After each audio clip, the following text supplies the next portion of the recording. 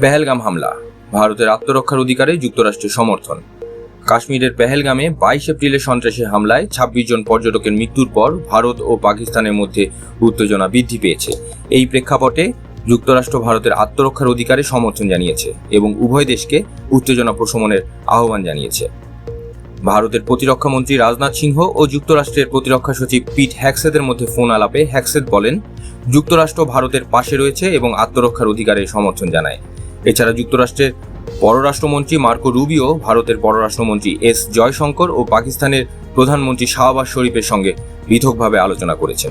তিনি উভয় দেশকে উত্তেজনা প্রশমনের আহ্বান জানান এবং পেহেলগাম হামলার তদন্তে সহযোগিতা করার আহ্বান জানান।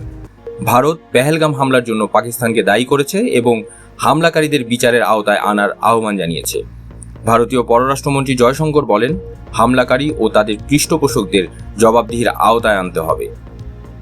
হামলার পর ভারত পাকিস্তানের সঙ্গে কূটনৈতিক সম্পর্ক হ্রাস করেছে, সীমান্ত বন্ধ করেছে এবং ইন্দাস পানি চুক্তি স্থগিত করেছে।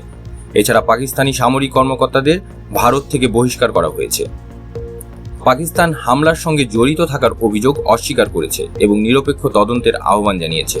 তবে পাকিস্তানের সেনাপ্রধান আসিম মুনির হুঁশিয়ারি দিয়েছেন, ভারতের যে কোনো সামরিক পদক্ষেপের জবাবে আমরা দ্রুত ও কঠোর প্রতিক্রিয়া জানাব। জাতিসংঘ, চীন এবং অন্যান্য দেশগুলো উভয় পক্ষকে সংযম প্রদর্শনের আহ্বান জানিয়েছেন। যুক্তরাষ্ট্রের পররাষ্ট্র দপ্তর জম্মু ও কাশ্মীরের জন্য ভ্রমণ নিষেধাজ্ঞা জারি করেছে এবং পরিস্থিতি নিবিড়ভাবে পর্যবেক্ষণ করছে। পেহেলগাম হামলার পর ভারত ও পাকিস্তানের মধ্যে উত্তেজনা বৃদ্ধি পেয়েছে। যুক্তরাষ্ট্র ভারতের আত্মরক্ষার অধিকারে সমর্থন জানিয়েছে এবং উভয় দেশকে উত্তেজনা প্রশমনের আহ্বান জানিয়েছে। আন্তর্জাতিক সম্প্রদায় পরিস্থিতি নিবিড়ভাবে পর্যবেক্ষণ করছে এবং শান্তিপূর্ণ সমাধানের আহ্বান জানাচ্ছে। আপনারা দেখছেন প্রতিদিন সকাল।